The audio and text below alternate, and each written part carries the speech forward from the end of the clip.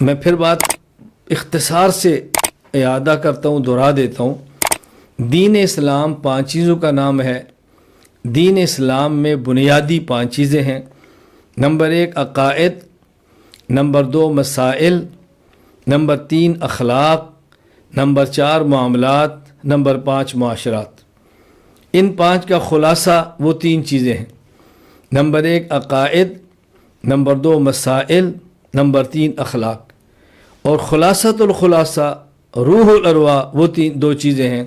Number 1 عقائد اور number 2 مسائل۔ عقائد میں بنیادی عقیدہ وہ توحید، رسالت اور قیامت۔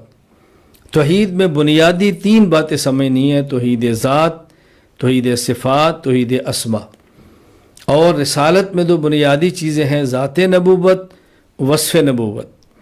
قیامت میں 2 بنیادی چیزیں ہیں: قیامت صغریٰ، چھوٹی قیامت موت سے لے کر حشر تک، قیامت کبریٰ حشر کے بعد۔ یہ ہم نے باتیں سمجھنی ہیں عقائد میں۔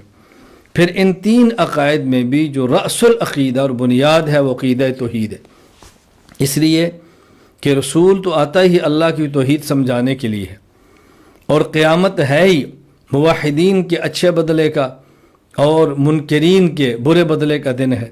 قیامت تو ہے ہی اس لیے۔ دوسری بات سمجھیں کہ جو ہمارے دین کے دشمن ہیں، جو شخص دین پہ حملہ آور ہے، دین کے دشمن 2 ہیں۔ ایک بڑا دشمن ہے، ایک چھوٹا دشمن ہے۔ چونکہ دین پر حملہ کرنے والا 2 قسم کے حملے کرتا ہے، کبھی حملہ کرے گا عقائد پر، کبھی حملہ کرے گا مسائل پر۔ جو ہمارے بنیادی عقائد پہ حملہ کرے یہ بڑا دشمن ہے، اور جو ہمارے بنیادی مسائل پہ حملہ کرے یہ چھوٹا دشمن ہے، لیکن ہے دونوں دین دشمن۔ تو ایک دین دشمن بڑا ہے اور ایک دین دشمن چھوٹا ہے، دونوں دشمن ہیں۔ بڑے کی وجہ سے ہم چھوٹے کو نظر انداز نہیں کر سکتے، اور چھوٹے کی وجہ سے ہم بڑے کو نظر انداز نہیں کر سکتے۔ یہ بات ایک مستقل الگ بحث ہے کہ ہم پہلے مقابلہ چھوٹے کا کریں، پہلے مقابلہ بڑے کا کریں، اب ضرورت چھوٹے کی ہے، اب ضرورت بڑے سے مقابلہ کی، 2 بات الگ ہیں۔ لیکن جو شخص دین دشمن ہے وہ ہمارا دشمن ہے۔ ہماری دنیا میں کسی بھی شخص سے ذاتی لڑائی، ذاتی جھگڑا، ذاتی اناد ہرگز نہیں۔ دین دشمن ہمارا دشمن ہے، کوئی چھوٹا دشمن ہے، کوئی بڑا دشمن ہے۔ ذاتیات کی ہمارے ساتھ کسی کے ساتھ کوئی لڑائی نہیں۔ میں اس لیے ایک جملہ عرض کیا کرتا ہوں کہ ہماری ذاتیات کی لڑائی نہیں بلکہ نظریات کی لڑائی ہے۔ ہماری ذاتیات کی لڑائی نہیں بلکہ ہماری نظریات کی لڑائی ہے۔ ہماری جنگ نظریات کی جنگ ہے، ہماری جنگ ذاتیات کی جنگ نہیں ہے۔ ذاتیات کی کیا حیثیت ہے کہ آدمی ذاتیات پر بات کرے؟ میں اس لیے الحمدللہ ثم الحمدللہ اللہ تعالیٰ کا شکر ادا کرتے ہوئے تحدیث بالنعمت کے طور پر یہ عرض کرتا ہوں کہ کوئی شخص بھی میری جلوت یا میری خلوت میں ثابت نہیں کر سکتا کہ میرا کوئی قول یا میرا کوئی فعل کسی شخص کی ذات کے حوالے سے ہو۔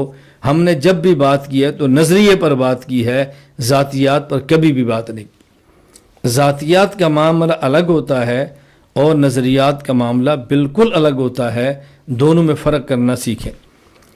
تو دوسری بات، دین کا دشمن ہمارا دشمن ہے۔ اگر عقائد پہ حملہ آور ہے تو بڑا دشمن ہے، اگر ہمارے مسائل پہ حملہ آور ہے تو بڑا دشمن، لیکن ہے ہمارا یہ دشمن۔ نمبر 3، 2 لفظ اچھی طرح سمجھ لیں۔ ایک ہوتا ہے ضال اور مضل، اور ایک ہوتا ہے زار اور مضر۔ ایک ہے کہ گمراہ کون ہے، کتنا گمراہ ہے، اور گمراہ کرنے والا کون ہے، ضال اور مضل۔ ایک ہوتا ہے زار اور مضر، نقصان دہ کون ہے۔ ضلالت الگ چیز ہے اور ضرر الگ چیز ہے۔ ایک یہ دیکھنا ہے کہ ضلالت اور گمراہی میں بڑا کون ہے۔ ضلالت اور گمراہی میں بڑا ہوا کون ہے، ضلالت اور گمراہی میں آگے کون نکلا ہے۔ دوسرا یہ دیکھنا ہے کہ ضرر اور نقصان میں بڑا کون ہے۔ ایک یہ ہے کہ آدمی ضلالت میں بڑا ہے لیکن دین کو، اسلام کو، ہمارے کاس کو نقصان نہیں دے رہا، اور ایک شخص ضرر یعنی ضلالت میں چھوٹا ہے لیکن دین کو اور ہمیں نقصان دینے میں بہت آگے ہے۔ ضلالت الگ چیز ہے، ضرر الگ چیز ہے، ان دو باتوں میں فرق آپ نے اچھی طرح سمجھنا ہے۔ میں مثال دوں گا تو بات بڑی کھل کر سامنے آ جائے گی۔ ایک شخص ہے، آپ کے محلے میں رہتا ہے اور وہ عیسائی ہے، اور ایک شخص آپ کے محلے میں رہتا ہے، آپ کی مسجد میں آتا ہے، مسلمان ہے اور وہ نمازی ہے۔ اب دیکھیں، ایک شخص عیسائی ہے اور ایک مسلمان نمازی ہے، لیکن ہماری نمازوں کو خراب کون کرتا ہے، ہماری اجتماعیت کو کون توڑتا ہے، ہمارے مسلک پر حملہ آور کون ہے؟ وہ عیسائی نہیں ہے۔ میں ایک مثال دے رہا ہوں، ایک محلے میں بسنے والا عیسائی ہے، مسجد کی نالی بھی صاف کرتا ہے، مسجد کا گٹر بھی صاف کرتا ہے، جہاں ہمارے مسلمان بھائی نماز پڑھتے ہیں جوتے کی جگہ بھی صاف کرتا ہے وہ عیسائی۔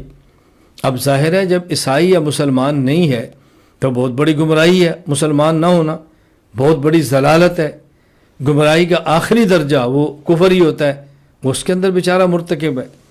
اور ایک شخص مسلمان ہے، نمازی ہے، مسجد میں آتا ہے، لیکن اس کا کام کیا ہے؟ کبھی ایک نمازی کو وسوسہ، کبھی دوسرے نمازی کو وسوسہ، کبھی امام کے خلاف باتیں، کبھی کسی مقتدی کے خلاف باتیں۔ اس نے پوری مسجد میں فتنہ برپا کیا ہوا ہے۔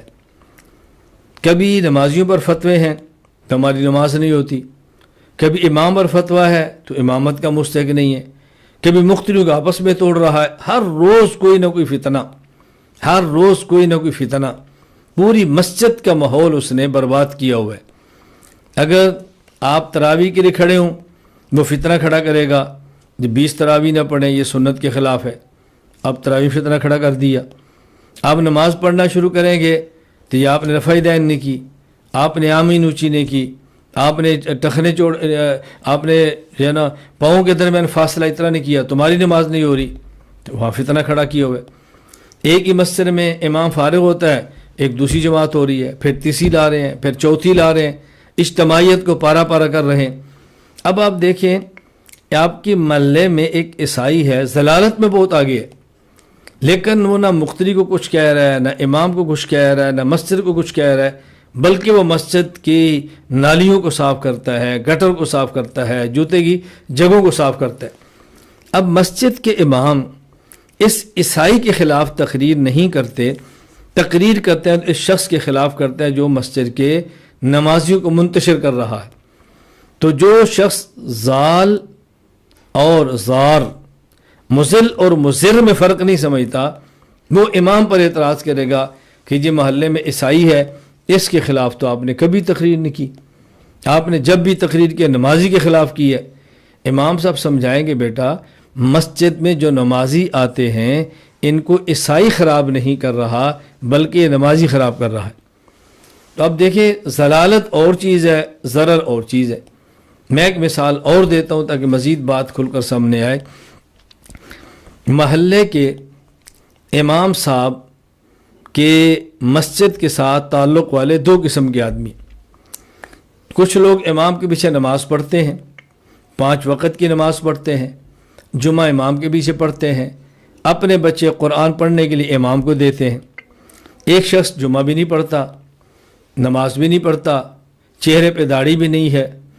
اب آپ دیکھیں، اگر دیکھیں گے بھی ان میں ضلالت میں کون آگے ہے، تو ضلالت میں آپ اس کو آگے سمجھیں گے جو شخص نماز نہیں پڑھتا، جو مسجد میں اپنے بچے نہیں بھیج رہا، آپ اسے سمجھیں بھئی یہ ضلالت میں بہت آگے ہے۔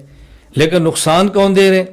ان نمازیوں ہی میں سے ایک آدمی ہے، امام صاحب آپ کی تنخواہ اتنی ہے تو موٹر سائیکل کہاں سے آیا ہے؟ آپ کی تنخواہ اتنی ہے تو آپ کپڑے کہاں سے لیتے ہیں؟ بجلی کا بل کیسے ادا کرتے ہیں؟ اور آپ کے گھر کے اندر کھانا بہت اچھا پک رہا ہے، آپ نے کبھی کچھ کیا، پیسے کہاں سے آ رہے ہیں؟ کبھی امام صاحب 1 منٹ دیر ہو گئے تو پوری مسجد کو آسمان کو سر پہ اٹھا لینا ہے کہ آپ امام ہو کر تاخیر کرتے ہیں، آپ نے امام ہو کر دیر کر دی ہے۔